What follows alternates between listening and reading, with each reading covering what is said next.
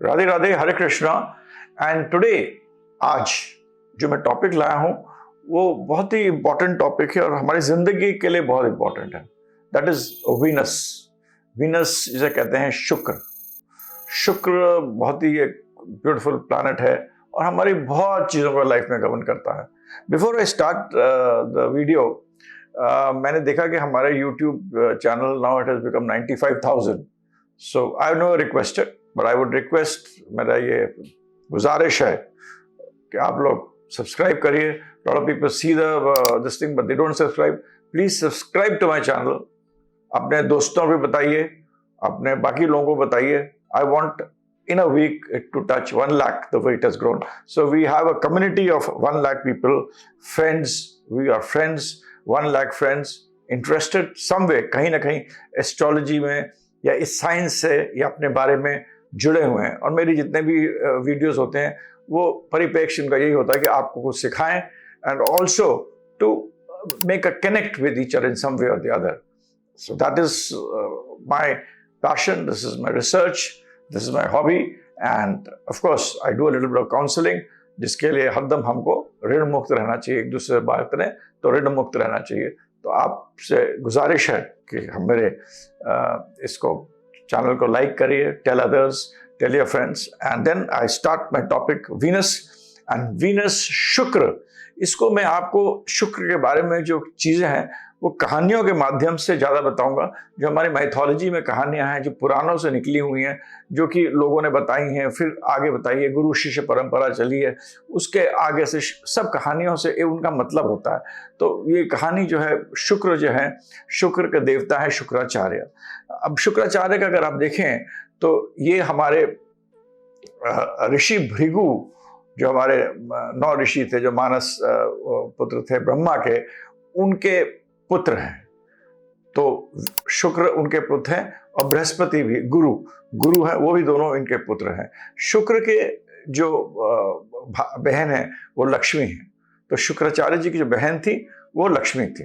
तो इससे शुक्र itself, जिनकी बहन लक्ष्मी है और वो उनके पिता भृगु हैं, तो आप समझ लीजिए शुक्राचार्य में कितनी शक्ति और कितनी क्वालिटीज होती हैं। भृगु ऋषि एस्ट्रोलॉजी में बहुत ही उत्तीर्ण थे और उनके जो एस्ट्रोलॉजिकल के ग्रंथ हैं वो आज तक इस पूरे हिंदुस्तान में फैले हुए, बहुत खत्म भी हो गए। मैंने बहुत रिसर्च भी करी है और एक अद्भुत चीज़ है। आगे बढ़ते हुए जो ऋषि शुक्राचार्य को आप देखिएगा, उनको हरदम पढ़ने की बहुत जिज्ञासा थी, विजडम की बहुत जिज्ञासा थी। मैं क्या करूं, कैसे सीखूं, कैसे नहीं सीखूं। और दोनों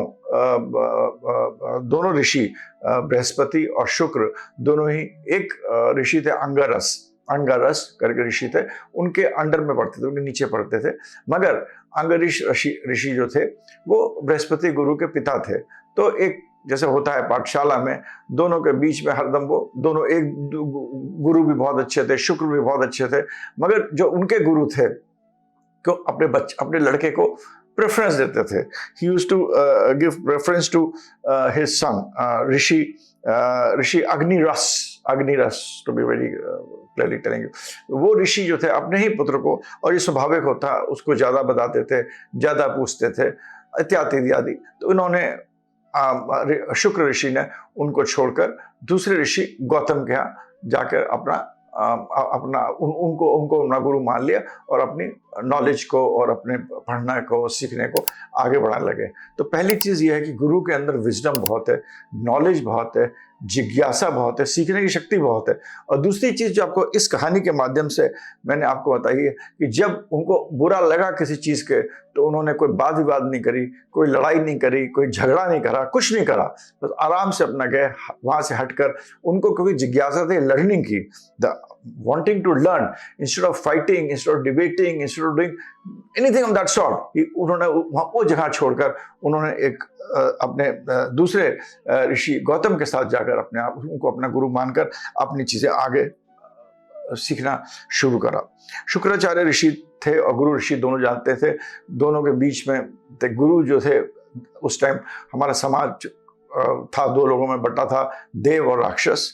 तो जो गुरु ऋषि के देवता जिनको समझाते थे, वो देवताओं को समझाते थे, बृहस्पति जी ने हम कहते हैं, वो देवताओं के गुरु बन गए और जो शुक्राचार्य जी थे वो राक्षसों के गुरु बन गए, और इस तरह मतलब एक दूसरे को वो जब भी लड़ाई होती थी, संग्राम होती थी, तो एक दूसरे को अपनी विद्याओं से, अपनी अपनी अपनी शक्तियों से उनको विजय, पराक्रम इत्यादि इत्यादि होता रहता था। और ऋषि शुक्राचार्य थे, वो अपने आप को मतलब इतना ज्यादा लीन करते थे तपस्या इत्यादि में कि उन्होंने इतनी तपस्या करी तो उन्होंने शिव जी खुश हो गए।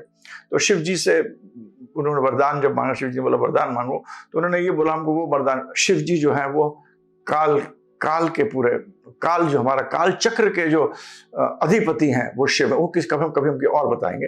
काल के जो अधिपति शिव हैं, तो शिव जी ने उनको एक विद्या दी, जिसे मृत संजीवनी विद्या, कि जिससे अगर तुम मृत हो जाओगे तो आपको जीवित कर देंगे। तो उसके कारण जो दैत्य थे बहुत ही शक्तिशाली होने लगे, और जो राजा थे इंद्र, जो कि देवताओं के राजा थे, उनके अंदर इन्फ्योरिटी आने लगा, what to do what not to do. And therefore what he did was that when Shukracharya बहुत ही अपने पूजा में विलीन थे, बहुत ज्यादा पूजा कर रहे थे, उन्होंने अपनी ही बेटी जिसका नाम जयंती था उसको शुक्राचार्य जी के पास भेजा और बोला जाओ इनको जाकर अपनी सुंदरता से, अपने बाकी चीजों से, by means of love, lust, whatever it takes, जाकर इनको अपने वश में करो। तो वो उनकी खुद की बेटी जिसका नाम जयंती था, वो जाके शुक्राचार्य को मतलब सेवा करने लगी। शुक्राचार्य के साथ जब वो सेवा करने लगे, थोड़ा उसने कोशिश भी करा कि वो अपने भाव से, अपने अदाओं से, अपनी खूबसूरती से इत्यादि से उनको लुभाए, और मगर उसने जब शुक्राचार्य का आचरण देखा और जिस तरह वो अपने जीवन व्यतीत करते हैं, जिस तरह वो पूजा करते हैं, वो सब देखा, तो अंत में उसने जाकर मतलब बताया शुक्राचार्य को कि मैं तो मतलब मेरे को तो इंद्र ने भेजा था और मेरे को इस काम के लिए भेजा था कि मैं आपकी तपस्या को भंग करूं, और मुझे मतलब ये मेरा जो ऑब्जेक्ट था, मेरा टारगेट आप थे, to make you fall down from position जो आपने शक्तियां ली हैं उनको खत्म करने के लिए, क्योंकि राक्षसों के साथ आपके साथ होता। शुक्राचार्य ने सबको सुना और उसने ये भी बुलाया कि इसमें मैं आपका बुरा कुछ नहीं कर पाई, क्योंकि आपका आचरण इतना अच्छा था, आपका पूरा तरीका इतना अच्छा था, मैं कुछ नहीं कर पाई, मैं आपको लाइक करने लगी हूँ, मैं आपसे प्यार करने लगी हूँ। तो शुक्राचार्य ने उनके साथ, जयंती के साथ विवाह कर लिया। तो ये देखिए, अपने दुश्मन के घर की लड़की जिसको कि इंद्र ने एक ऐसे काम के लिए भेजा था, वो आई, उन्होंने सब बताया कि she had come to use her love, lust, other things, जिससे कि उनकी तपस्या भंग हो। जब शुक्राचार्य जी को पता लगा, उन्होंने उसको अपना वाइफ बना लिया। तो शुक्र जो है एक तरह के राजा हैं, जो कि मतलब he is a man who gives, देना जानते हैं, और वो सही रूप है उनका, ऐसा रूप है कि किसी को देने की शक्ति रखते हैं। तो ये जो चीज़ है, ये शुक्राचार्य की बहुत ही इम्पॉर्टेंट एस्पेक्ट ऑफ लाइफ है। तीसरी स्टोरी जो शुक्राचार्य की बहुत ही मेरे को बहुत प्यारी लगती है, हालांकि बहुत स्टोरीज है, बहुत अच्छी लगती है, वो है जब शुक्राचार्य एक बार बहुत पूजा कर रहे थे और उनके घर में कोई नहीं था। तो उस समय वहाँ पर उनकी खाली माँ थी, उनका माँ का नाम कोई नहीं जानता, बहुत जगह बहुत कुछ लिखा हुआ है, मैं उनका माँ का नाम था काव्य माता, काव्य, देवी काव्य। तो देवी काव्य ने कहा कि मैं तुम सबकी रक्षा करूंगी। और इंद्र जो आया था वो विष्णु जी के पास गया था, विष्णु जी को बोला था कि भाई विष्णु जी आप मेरे अंदर आ जाइए। तो जब वो सामने आए, उनमें इतनी शक्ति थी, तो इंद्र को भी जला दिया उन्होंने। जब इंद्र को जलाया तो विष्णु जी ने अपना रूप लिया और अपने सुदर्शन चक्र से उनका अंत कर दिया। जब शुक्राचार्य जी को ये पता लगा, बहुत बड़ी कहानी, शुक्राचार्य जी को पता लगा, तो उन्होंने शाप दिया विष्णु जी को कि भाई तुम्हें भी इसी तरह मौत का सामना पड़ेगा, तुम भगवान हो मगर तुम्हें भी धरती में आना पड़ेगा, तुम्हें भी अलग अलग टाइम में जीना पड़ेगा, मरना पड़ेगा, अवतार लेना पड़ेगा और ये जीवन और मौत दोनों चीज़ तुम्हें देखनी पड़ेगी। तो तभी भगवान का जो जन्म हुआ है और राम कृष्ण बहुत सारे अवतार जो हुए हैं वो इसी के कारण हुए हैं।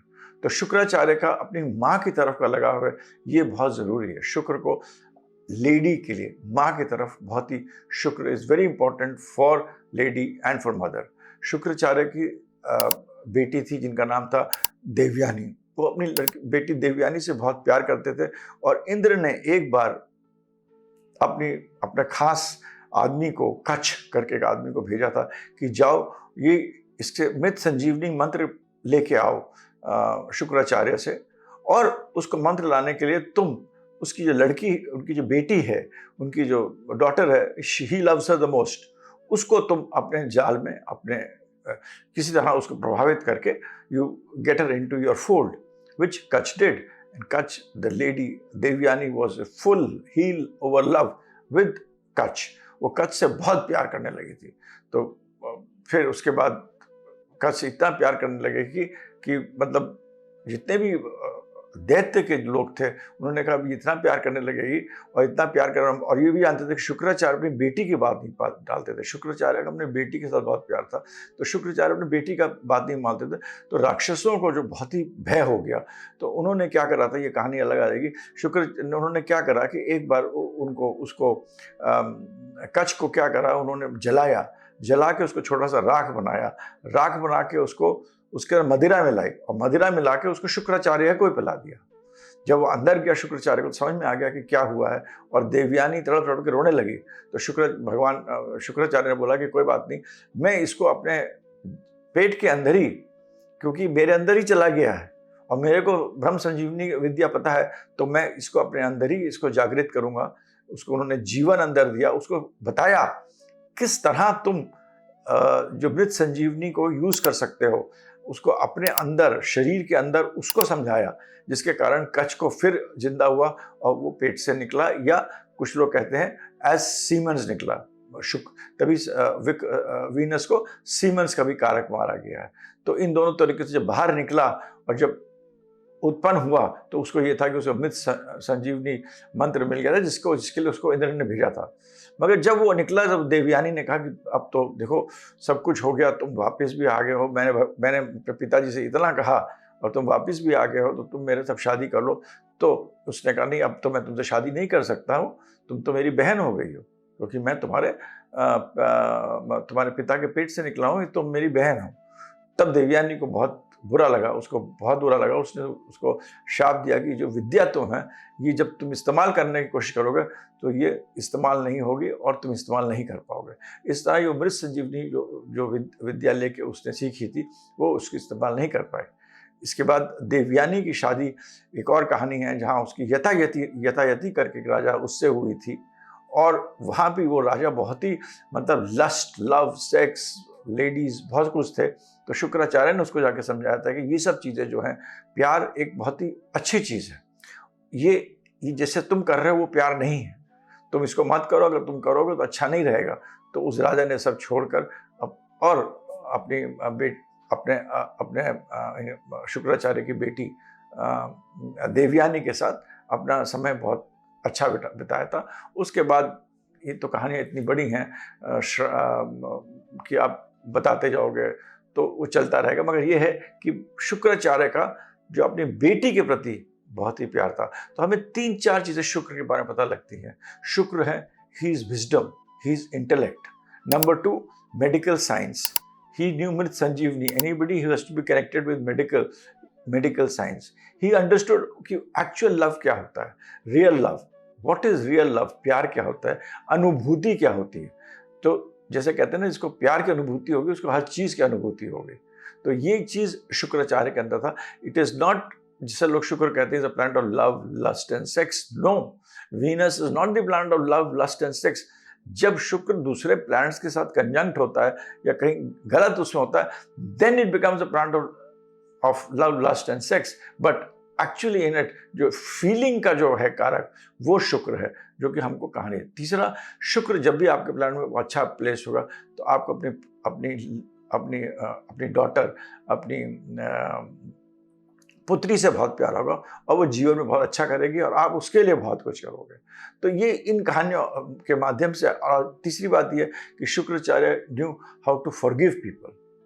ही forgive Indra and also then और important is the love of mother. तो शुक्राचार्य की पूरे जिंदगी में लेडीज के लिए he is about a very positive attitude, चाहे वो मदर हो, चाहे वो उसकी चाहे उनकी बेटी हो, चाहे वो जयंती हो जो कि उसको धोखा देने आई थी बट उससे शादी करी। तो मतलब his whole orientation of love is very positive, very nice, it is feeling oriented. और शुक्र जो प्लैनेट है, ठीक है, दैत्यों के प्लैनेट है, तो उनको बहुत सारी चीज़ें जब लड़ना होता है तो उनको लड़ने की विद्या, इवन मेडिकल साइंस के लिए शुक्र इज़ वेरी इंपॉर्टेंट।